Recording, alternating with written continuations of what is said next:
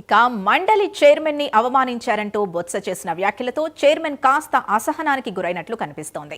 మండలి చైర్మన్ దళిత వర్గానికి చెందిన వ్యక్తి కావడం వల్లే ప్రభుత్వ కార్యక్రమాలకు దూరం పెట్టారని మండలి వేదికగా బొత్స అన్నారు. దీనిపై స్పందించిన మంత్రి నాదెండ్ల కావాలనే సభను తప్పుదోవ పట్టిస్తున్నారని అన్నారు. కులాల పేర్లు తీసుకురావడం సరికాదన్నారు. ఈ చర్చపై మండలి చైర్మన్ మోషన్ రాజు అభ్యంతరం తెలిపారు. ప్రోటోకాల్ వ్యవస్థ గురించి మాట్లాడాలి కానీ కమ్యూనిటీని లాగడం సరికాదన్నారు.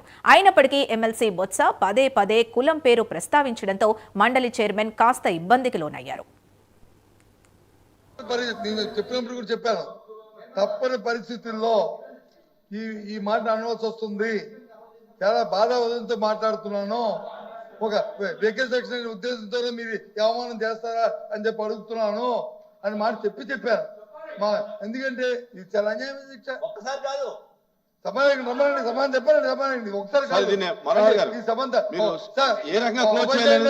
మూడో బహుమతి ఎలా క్లోజ్ చేయాలనేది ప్లీజ్ కూర్చోండి చెప్పేది వినండి.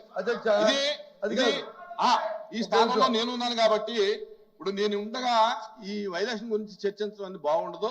ఒకవేళ మీరు చర్చించుకోవాలనుకుంటే కనుక నేను ప్యానల్ స్పీకర్ కూర్చోబెడతాను, మీరు మాట్లాడండి.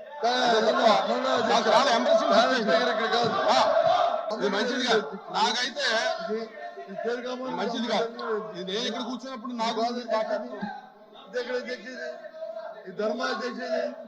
మీరు వ్యవస్థ గురించి మాట్లాడితే వేరే స్పీకర్ ఉంటారు, వాళ్ళ గురించి మాట్లాడండి. కానీ